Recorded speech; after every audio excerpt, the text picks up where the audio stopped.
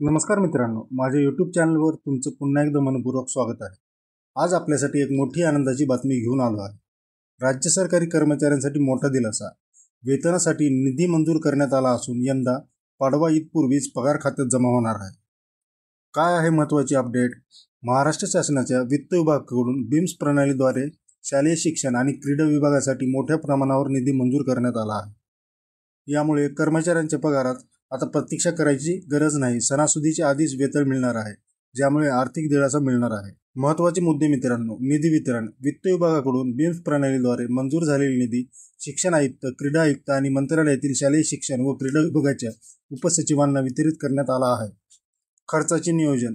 मंजूर निधी निश्चित उद्देशासाठी खर्च करता येईल, अन्यथा इतर खात्यांकडे वळवण्याची परवानगी नाही। निधीची प्रगती अहवाल दर महिन्याच्या 10 तारखेपर्यंत शासनास सादर करणे बंधनकारक राहील। पगार प्रक्रिया वितरण।